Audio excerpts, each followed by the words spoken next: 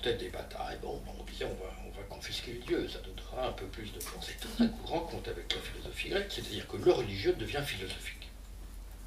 Et la philosophie, c'est la méditation de la vérité. Et la vérité, elle est une, et l'erreur, elle est plurielle. C'est là où les problèmes deviennent sérieux. C'est-à-dire qu'on passe du croire au savoir. La croyance devient un savoir. Et un savoir de quoi? Un savoir du vrai. Et le vrai, par définition, qu'est-ce qu'il est? Il est universel et il est un. S'il est universel, c'est qu'il vaut pour tout le monde. Et s'il vaut pour tout le monde, je dois le faire respecter par tous.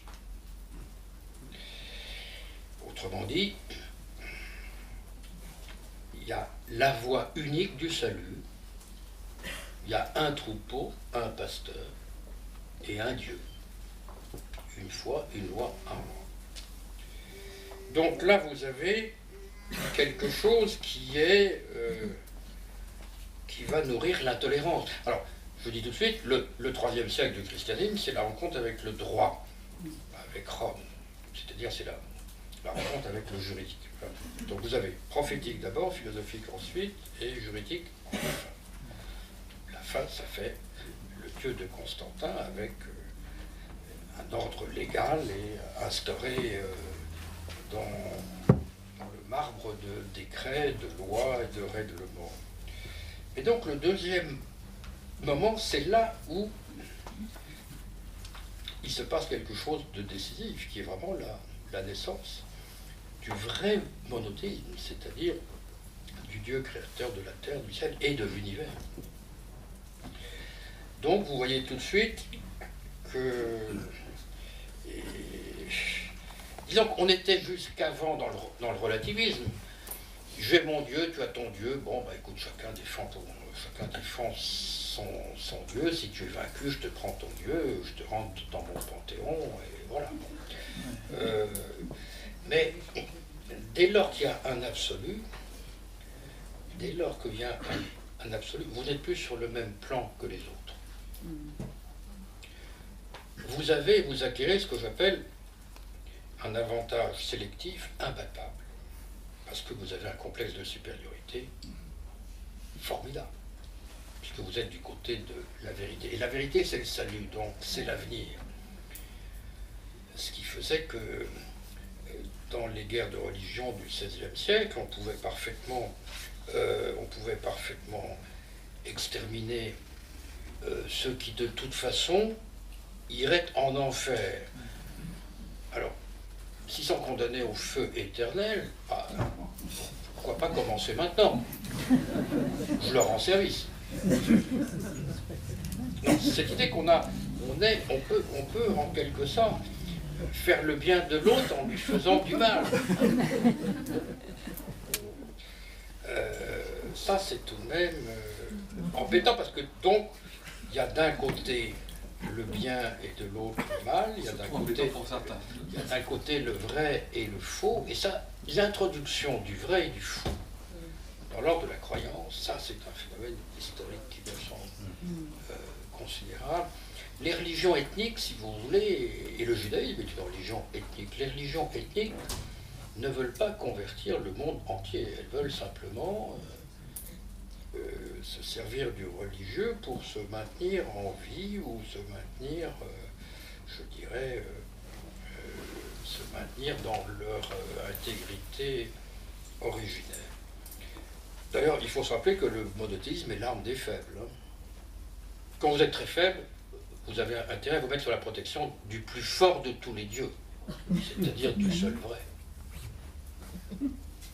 Et c'est vrai que le monothéisme a donné à Israël la capacité de persévérer dans l'être à travers toutes sortes de catastrophes, et lui a en quelque sorte assuré une pérennité extraordinaire. Et d'ailleurs, je crois me souvenir que dans le combat avec l'ange, Jacob prend le nom de Ezra. Elle c'est Dieu, Ezra c'est la force. Dieu va me rendre fort. Je suis le plus fort parce que j'ai Dieu avec moi. Ce qui fera d'ailleurs qu'en 1948, les Israéliens qui occupaient le territoire de Juda ont préféré s'appeler Israël que Juda, qui correspondait néanmoins à la géographie biblique. Ils auraient dû s'appeler Juda, ils ont préféré Israël parce que c'est l'arme du faible. Et donc on rentre là à la fois dans une logique philosophique et dans une logique de force qui est... et puis le fait aussi, c'est que dans le monothéisme, vous avez quelque chose qui n'existe pas dans les autres religions et qui est le diable. Oui, mais tu dis ça, mais on pourrait dire aussi que ça permet à des diasporas de minorités explosées, pulvérisées par l'histoire, de subsister à travers la persécution. Alors que sinon, justement, le principe d'inscription, il aurait été balayé par l'histoire. Voilà. Sans le monothéisme, il n'y aurait pas de culture juive, bien entendu, ils auraient été exterminés. Une espèce de dieu portatif. Alors oui, ça c'est une autre... Ce côté, c'est pas le dieu inscrit dans un territoire, le dieu impérial, si tu veux. C'est pas seulement le dieu... Il y a le dieu de Constantin, d'accord, mais là c'est un petit peu autre chose que tu es en train d'évoquer. Non, là, alors si tu parles du dieu portatif, c'est effectivement une révolution technologique fondamentale qui a permis le monothéisme, c'est l'invention de l'écriture et du papyrus. C'est-à-dire que vous pouvez emporter la parole de Dieu avec vous. Et vous êtes donc, vous pouvez abandonner votre temple ou votre patrie ou vos autels sans trahir votre Dieu. C'est quand même une mutation incroyable. C'est une mutation considérable. Un Athénien qui quitte la ville d'Athènes, la pire condamnation pour un Athénien, c'est l'exil. Parce qu'en quittant son acropole, il devient un être sans foi ni loi. Il devient un traître, un renégat. Il n'y a pas de pire condamnation quand Oedipe est exilé de Thèbes, il erre comme un malheureux. Mais si vous avez la capacité de mettre la parole de votre Dieu sur un rouleau de papier et que vous avez un âne, eh bien vous pouvez quitter vos autels ou vos temples en pierre et vous êtes toujours sous protection de votre Dieu. C'est l'itinérance en milieu désertique, donc le quadrupède et le rouleau, qui a permis la création d'un Dieu portatif que vous pouvez emmener avec vous et qui fait que l'exil n'est plus une condamnation à mort spirituelle, que l'exil est une épreuve, mais que vous restez auprès de votre Dieu dont vous avez le texte. Donc, l'invention de l'écriture et la domestication du quadrupède, les deux phénomènes joints, d'ailleurs ça a une date assez précise, j'en parle dans Dieu, un itinéraire, c'est une révolution considérable. C'est le fait qu'on n'est plus attaché à son sol. Le grec, le romain sont désespérément attachés à leur sol. Et que vous avez la possibilité de transhumer sans vous trahir. C'est formidable. Alors, les avantages comparatifs du monothéisme sont extraordinaires. C'est évident. D'abord parce que si vous allez au paradis, d'ailleurs c'est très... Au départ, il n'y a pas de paradis dans la Bible, et pour les Juifs, c'est l'ensemble du peuple. Mais quand les Maccabées arrivent, quand les Grecs prennent possession de Juda et d'Israël, alors il y a un risque de mort individuelle de plus accéléré, et là est inventé quand même le paradis. Mais l'idée qu'en mourant, on peut aller au paradis, et que vos adversaires iront en enfer, ça vous donne, si je peux dire, un punch. Ça vous donne une certaine confiance en vous. Ça vous donne du pep, en tout cas. Et ce qui fait d'ailleurs, aujourd'hui, c'est désespérant de voir les Américains qui croient qu'en donnant des armes à des Syriens généralement sympathiques et plus ou moins sceptiques comme nous, on va les mettre en égalité, on va construire un rapport de force avec l'autre côté, parce que l'autre côté n'a pas les mêmes armes. Non, mais l'autre côté a la croyance, ce qui en fait des combattants formidables, ce qui en fait des terroristes, comme on dit. Mais je vous rappelle que le premier attentat suicide, c'est Samson à Gaza, dans la Bible. C'est un monothéiste. Quand Samson fait s'écrouler le temple sur les Philistins, vous savez combien il fait de morts? 3000. Femmes et enfants compris. C'est-à-dire qu'il fait le même nombre de morts qu'à Manhattan en 2001. Et effectivement, disons que le monothéisme est vraiment, je dirais, de la dynamite, si vous dire, d'où l'importance de la théologie pour l'organiser, pour l'apaiser, pour le canaliser, parce que sinon, ça peut faire mal, et ça a fait mal. Hein, ça a fait mal, mais ça fait tellement bien par ailleurs que, voilà. Alors tu fais une parenthèse dans le feu sacré, une parenthèse impertinente sur l'herméneutique. Ah, décidément, tu veux me rendre antipathique ce soir. Donc, dans laquelle tu t'attaques à l'herméneutique en disant... Non, attends, je vais dire. Au sens où, en gros, tu trouves que... tu parles, la formule m'est restée, hein, je veux dire, tellement elle est vraie. Tu parles de... voir les servantes du dieu Shiva s'incliner devant le Linga Yoni du seuil et les nymphes au sein rebondis des Kamasutras de pierre rappelle à nos esprits d'éternel écolier qu'il est des avenues vers le divin, moins escarpées et plus fleuries que les défilés gris du signifiant. Ça, c'est quand même excellent. Les défilés gris du signifiant. Là, je me reconnais complètement, évidemment, avec l'herméneutique de Ricoeur. On est dans les défilés gris du signifiant. Donc, dans l'herméneutique, bon, je comprends très bien. Mais, alors d'abord, l'herméneutique, mais on en parlera, c'est autre chose. C'est pas seulement l'herméneutique des textes, et des textes sacrés, c'est l'herméneutique littéraire, mais c'est aussi l'herméneutique du cinéma, c'est aussi l'herméneutique des images, de l'architecture. Enfin, on peut interpréter n'importe quoi. L'interprétation n'est pas claire. Mais tu as raison, c'est vrai qu'on est à l'âge de la galaxie Gutenberg, du texte, avec le monothéisme, et il s'agit d'interpréter des textes qui sont de la dynamite. C'est ce qui se passe avec la réforme, avec l'imprimerie. Tout le monde peut partir avec son morceau de dynamite dans la main. C'est quand même très dangereux. Donc on a intérêt quand même à canaliser tout ça et à produire, à former des interprètes. D'où l'insistance que l'on met pour apprendre le grec, apprendre l'hébreu, pour former des interprètes capables, puisque c'est dans les mains de tout le monde, d'interpréter ces textes. Et c'est la raison pour laquelle l'herméneutique aujourd'hui, je pense que voilà, c'est certainement un détour parfois un peu compliqué. C'est pas que de la distance d'ailleurs, hein, c'est beaucoup plus. L'herméneutique a des mouvements plein de mouvements très amples et très compliqués. D'ailleurs, elle est trop compliquée, certainement trop compliquée. C'est certain, il y a une dimension intellectuelle, c'est presque Auguste Comte, hein, il y a un côté. Mais je pense qu'aujourd'hui, par rapport au Coran notamment, il y a besoin de réintroduire un moment herméneutique. Voilà, pour le dire absolument. Non, mais alors. Je vais essayer de présenter mon autodéfense. Oui. Alors en plus, l'herméneutique, c'est vraiment le moment protestant. Car la fortune de l'herméneutique outrepasse, elle consonne largement avec la nouvelle hégémonie morale du protestantisme. 2 points, à savoir la crainte des champignons phalloïdes, l'art conceptuel et minimal des puritains, le dégoût des fromages, des pâtes levées et des plats en sauce, les régimes minceurs, l'éthique des entreprises, les clubs de gym, la dématérialisation de la valeur par le signe monétaire.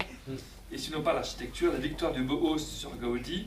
Et si l'on parlait femmes, l'abandon des rondeurs et rebondis pour la filiforme du mannequin. Et si l'on parlait rhétorique, etc. Oui, non, mais ça, ce sont des privautés d'écrivains. Mais c'est bien. Il faut les pardonner, les mettre sur le compte. C'est Calvin Klein. Calvin Klein, protestantisme, c'est Calvin Klein. Non, mais alors, tu as tout à fait raison. Mais alors, je voudrais tout de même présenter mes circonstances atténuantes. D'abord, c'est vrai que les guerres de religion du XVIe siècle sont impensables sans Gutenberg. Puisque Gutenberg met la Bible dans les mains de tout le monde, et donc chacun peut donner son interprétation. Il n'y a plus d'orthodoxie, donc chacun fait sa petite secte, si je veux dire. Il y a la liberté pour chacun de faire dissidence. Le médiateur ecclésial n'est plus là pour canaliser, comme tu dirais, pour organiser, et donc c'est un formidable c'est un formidable déclencheur d'intolérance que l'imprimé. Ça, c'est un fait. Et c'est pas pour rien que le protestantisme naît de Gutenberg, puisque c'est l'accès direct au texte et, je dirais, la possibilité, en quelque sorte, de tutoyer le divin, indépendamment des médiateurs autorisés, c'est-à-dire tous prêtres, pour ainsi dire. Bon. Le problème aujourd'hui, alors ça vaudrait la peine que ce soit moi qui t'interroge, c'est que le protestantisme est lié originellement et structurellement à la culture écrite, c'est-à-dire à celle qui donne lieu à l'interprétation d'un texte. Et nous sommes en train de passer de la culture écrite à la culture orale et visuelle. Tout peut être la naissance d'un protestantisme audiovisuel qu'on appelle le pentecôtisme, qui serait un protestantisme modifié par son milieu, par son écologie en quelque sorte, par son milieu technique. Et c'est affolant. Moi, j'étais au Brésil dernièrement, on en parlait tout à l'heure, et j'ai vu à la télévision retransmis des cérémonies de foule dans une musique tonitruante, dans je dirais, dans une sorte de délire collectif, capable peut-être du meilleur, mais aussi du pire, je m'excuse. Que j'ai tout de même vu un télévangéliste vanter une bouteille d'eau sacrée en provenance du Jourdain parce qu'elle guérit le cancer. Tout ça devant 5000 personnes enthousiastes. Bon. Donc on ne peut pas faire abstraction de, je dirais, de l'écologie culturelle, hein, c'est-à-dire de l'environnement déterminé par un changement technique. Bon. Alors, comment... Moi, je vais vous dire, moi j'aime beaucoup les protestants parce que mon métier c'est d'écrire. Alors, je considère que c'est formidable qu'il y a encore des gens qui lisent. Et ça ne cesse de m'étonner. C'est Madame H. Madame H. Ça ne cesse de m'étonner. D'ailleurs, il y en a de moins en moins, comme vous savez. Des gens qui lisent. Il y en a de moins en moins. On peut lire les magazines éventuellement, généralement les couvertures de magazines, qui font d'ailleurs que, quand vous donnez une interview, la seule chose qu'on va retenir, c'est la seule chose que vous n'avez pas dite, c'est le titre. La seule chose à laquelle vous n'êtes pour rien. C'est la seule chose qui marque, parce que vous passez à côté d'un kiosque et ça ne vous concerne pas. Et c'est pourtant dire, ah lui, il a dit que... Non, c'est pas moi qui ai dit, c'est le rédacteur en chef qui a dit ça. Donc, des gens qui sont capables d'ouvrir des livres, moi je suis pour. Et comme tout ce qui est rare et cher, j'apprécie beaucoup. Les protestants, les juifs aussi, qui sont des liseurs formidables, et les catholiques qui restent, qui parfois restent encore des lecteurs. Mais eux, ils sont plus à l'aise. Alors, ils sont plus à l'aise, évidemment, dans la culture visuelle. Mais vous êtes peut-être plus à l'aise dans la culture auditive. Je trouve que l'audio vous va bien, hein, puisque le psaume et l'hymne, autrement dit, la radio, c'est bon pour vous. Tout ce qui est éphémère. Le micro, la radio, le chœur, le psaume, la cantate, c'est quelque chose qui vous porte. Donc, dans l'audiovisuel, tout n'est pas négatif pour vous, mais faites attention tout de même à ce protestantisme audiovisuel, qui est le protestantisme de l'émotion, qui est le protestantisme éventuellement du délire et de l'irrationnel, c'est-à-dire de l'affect. Non, moi, écoutez, ce que j'ai vu au Brésil m'a vraiment bouleversé. De voir ça au XXe siècle. De voir que le cancer peut être guéri par une bouteille d'eau et que c'est transmis à la télévision. Par un pasteur. Par un pasteur. Attendez. Mais c'est transmis dans un tel jeu de couleurs, de musique tonitruante. On a l'impression du retour à la tribu. Je trouve ça extraordinaire que le protestantisme, qui est anti-tribal par définition, qui a été vraiment l'apothéose de la personne, de l'individu, de la conscience, de la liberté individuelle, tout d'un coup débouche sur des formes d'exaltation tribale, archaïque totalement. Et là tu parles de croire sans lire. Ah oui, je parle de croire sans lire, là, voilà. Donc, à moi de te poser la question, qu'est-ce que vous allez faire? Non, on va faire de la théologie. Ah bah très bien. Il ne faut pas lâcher la théologie, il ne faut pas lâcher ce travail. Il y a du boulot, il y a vraiment du boulot. Il ne faut pas lâcher la conversation avec ce... Mais je sais que c'est difficile. Dans le roman que je vous signalais la dernière fois, ce qui était là, le Gilead de Marilyn Robinson dont je vous ai parlé, il y a le vieux pasteur là qui vient de voir la télévision et il dit « Ce soir j'ai vu un téléévangéliste, en 20 minutes il a démoli le travail de 3 générations de pasteurs. » C'est très triste hein, de voir comment, et c'est vrai qu'il y a des modes de communication qui cassent complètement des siècles de travail, de transmission, dans lesquels peu à peu on avait construit quelque chose d'un peu, voilà, d'un peu interprété, d'un peu, bam, ça commence à casser. Donc en effet c'est extrêmement fragile. Donc il y a du boulot. Mais ce qui m'intéresse dans ce que tu fais, c'est que justement avec la médiologie, là tu nous proposes, en gros, à travers des différentes figures qu'on vient de... On va terminer là-dessus parce qu'il faut ouvrir la conversation avec tout le monde. Mais je propose comme si on était dans un temps de mutation, à la fois de mutation politique, parce que quelque part, l'âge des empires s'est éteint, c'était l'âge des États-nations. Et là maintenant, en ce moment, avec ce que tu décris comme à la fois cette double, à la fois d'un côté uniformisation par le marché et la technique, et de l'autre côté cette balkanisation tribale, etc. On est en train de... Il y a une mutation de la forme de l'organisation politique. Voilà, alors, d'une part, d'autre part, une mutation de la forme du psychique, enfin, je ne sais pas comment dire, qu'est-ce que c'est qu'un sujet aujourd'hui, comment est-ce qu'il se... Et puis donc, en même temps, une mutation du théologique. Et dans ce que tu décris, il y a une solidarité entre ces 3 mutations, d'une certaine manière. Et donc, dans les nouveaux médias, Internet, les sociétés de connexion, le téléphone portable, etc., on est en train de produire des nouvelles formes de subjectivité, qui n'est pas la subjectivité du sujet lecteur, qui est patiemment formé avec justement des années d'apprentissage, d'école, etc. Donc, on est en train de changer complètement de régime psychique, de régime politique et de régime théologique. Je ne sais pas si tu pourrais le formuler davantage, mais il me semble que tu poses une question là, qui est une question qui nous touche tous.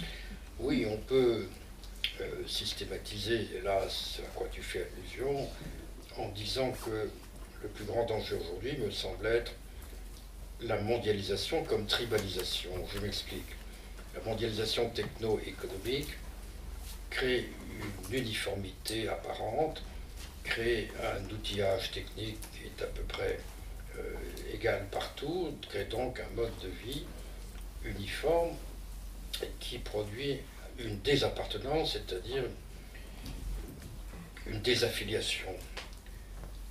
Désaffiliation ou perte d'appartenance ou perte de singularité qui provoque un retour compulsif à un passé fantasmé, mais original, distinct, singulier. Et donc on assiste à la fois avec la modernisation à un retour compulsif des archaïsmes identitaires. Et donc je crains énormément le retour de la tribu. Voilà. Le retour de la tribu n'est pas du tout contradictoire avec la connexion informatique. La connexion informatique, elle ne crée pas de territoire. Elle ne crée pas de connivence. On ne peut pas prendre une technique pour une politique. Et donc, cette sorte de, je dirais, d'homogénéisation du monde par l'économique, le financier et le technologique fait renaître de plus en plus violemment des insurrections identitaires fondées sur du religieux plus ou moins remodelé, fantasmé, mais arboré comme un drapeau. arboré comme, au fond, comme un défi à l'autre. Et comme toute identité est une altercation, quand on se réidentifie, on se réidentifie contre son voisin. Et donc, ça fait 30 ans que je le dis, 40 ans que je le dis, et je ne vois pas que les événements démentent cette façon de voir les choses. C'est-à-dire, je n'incrimine pas la technique du tout. Moi, je crois profondément que sans technogénèse, il n'y a pas d'humanité. Il y a eu toujours une technique, et l'écriture est une technique. C'est un appareil formel, un alphabet, c'est un appareillage. Donc, je ne développe pas du tout un discours technophobe. Je dis simplement que la technique, c'est que la moitié du programme.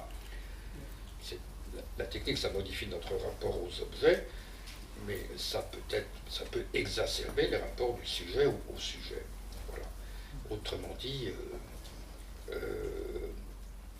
le retour massif des origines perdues, c'est un problème, il me semble, vérifiable partout, que ce soit avec le retour de Confucius en Chine, que ce soit avec le retour du religieux dans les États laïques. Vous avez peut-être vu ce morceau extraordinaire, ce document audiovisuel égyptien où on voit Gamal Abdel Nasser en 1956 évoquer les femmes voilées. Et il raconte en éclatant de rire qu'il a rencontré quelqu'un qui voulait voiler les femmes. Et toute la salle se met à rire. Oui, c'est ça. Comme étant un truc absolument aberrant. Et Nasser dit, mais vous vous rendez compte, je vais voiler ma fille, mais moi ma fille fait des mathématiques, pourquoi? Et il y a une sorte et on voit toute une salle rire à l'hypothèse que le voile puisse revenir. Et 50 ans après, une femme qui n'est pas voilée est une femme en danger. Donc il se passe des phénomènes de régression ou de régression d'un point de vue laïque, qui sont tout de même, qui étaient pour le moins imprévus. Mais je pourrais dire la même chose. Si vous aviez dit à Ben Gourion que les religions prendraient le pouvoir à Tel Aviv, il aurait crié au fou. Au fou. Bon. Donc la situation n'est pas facile, donc on a besoin des protestants. Non, mais je ne dis pas ça pour vous flatter, mais si on a besoin de mettre de la continuité, de la transmission et de la raison dans ce qui peut être un retour de barbarie. Voilà. Je m'en veux de garder, moi, le privilège de la conversation avec Régis. Donc, ce privilège, il est ouvert à tout le monde. Donc, allez-y, la conversation est vraiment, je dirais, ouverte. Il nous reste 25 minutes de débat. Oui. Levez-vous. Excusez-moi, oui, il y a un micro, pardon.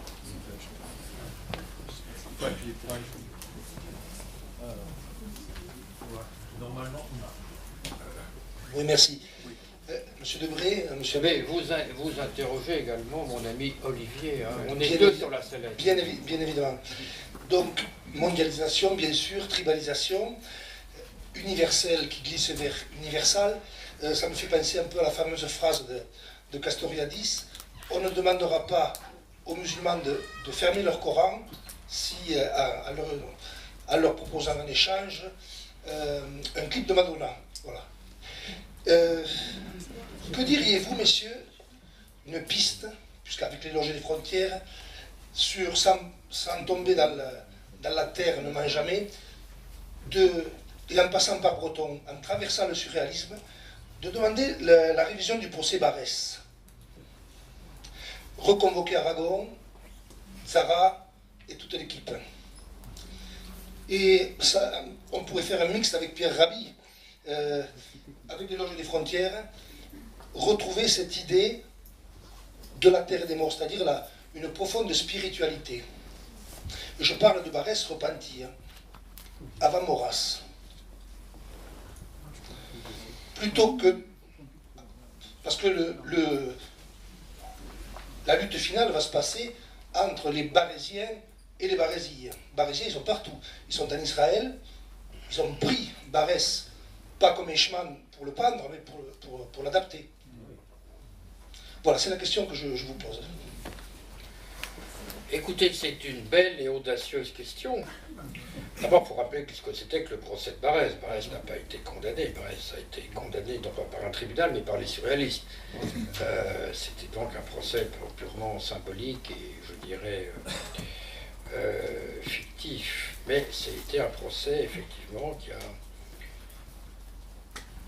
qui a été ou qui a provoqué la mise au banc de Barès.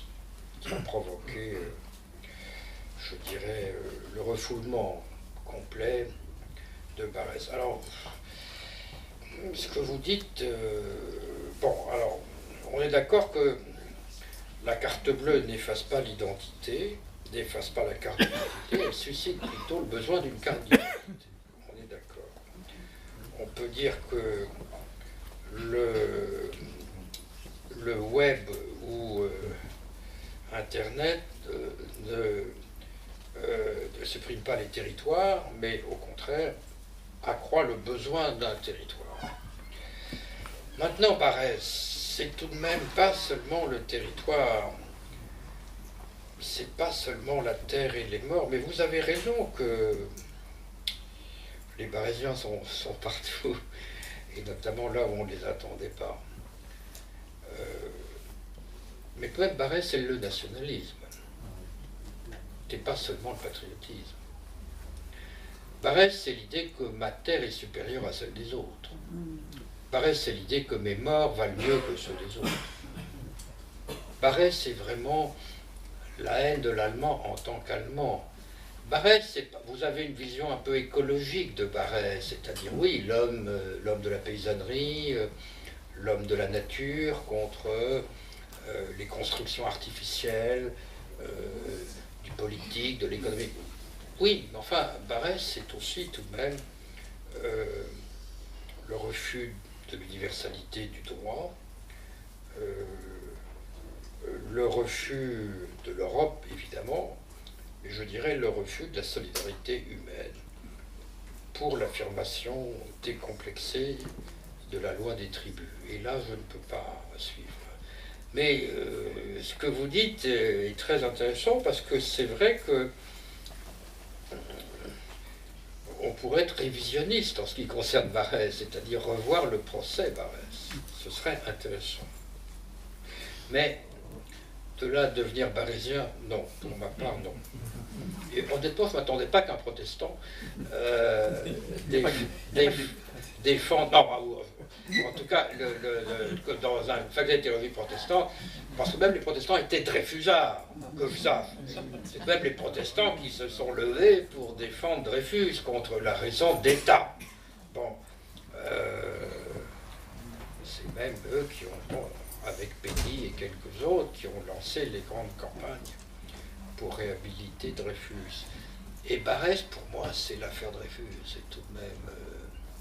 mieux vaut une injustice qu'un désordre. Monsieur Debré, vous savez bien que François Mitterrand, quand il monte au rocher de Solutré, c'est un petit peu la colline inspirée. Bon, peut-être que ceux qui le suivaient derrière ne le savaient pas. Mitterrand était évidemment barésien, il n'y avait pas que lui, De Gaulle aussi. Je parle bien entendu de Barès, le repenti, celui qui a fait l'éloge funèbre de Jean Jaurès. C'est celui-ci, celui que Maurras a laissé, comme il a dit, Maurras m'a laissé sur une île déserte, avec quelques bouteilles de vin. Je parle évidemment, bien évidemment, de ce Barès-là, qui s'est repenti de l'affaire Dreyfus, le tout dernier Barès, et qui est mort, évidemment, avant que le petit moustachu rentre dans Paris. Voilà. Je parle bien évidemment de ce Barès-là. Oui, alors, voilà. Oui, vous parlez de ce Barès-là. Il n'a pas fait un éloge il a reconnu à l'Assemblée nationale que Jaurès était un homme de grande culture et il en faisait en quelque sorte son égal dans le dialogue, mais il n'a pas tout de même fait un éloge de Jaurès. Il aurait plutôt fait un éloge de son assassin, me semble-t-il. Mais enfin bon. Mais enfin, ce que vous dites, ça interpelle, car au fond,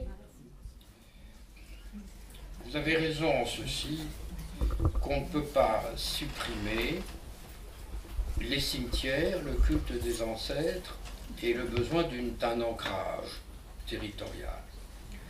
Calvin a essayé, tout en rappelant le traité des reliques. Ouais, tout en rappelant tout de même que l'homme n'a pas que des racines, ce sont les pommes de terre qui ont des racines. L'homme a des jambes, hein, et pas seulement des racines. C'est-à-dire qu'il peut se déraciner éventuellement. Mais ce que vous dites est intéressant, honnêtement. Et c'est vrai qu'il y a un fond, chez Mitterrand, c'est évident, l'attachement au sol où l'on est né, l'attachement au paysage, l'attachement, disons, à la coque de vie où on a grandi. C'est quelque chose, me semble-t-il, qui est pérenne et qui ressurgit de plus en plus, d'ailleurs. Jaurès, c'est en allant à la mer que le fleuve est fidèle à sa source, mais il ne faut pas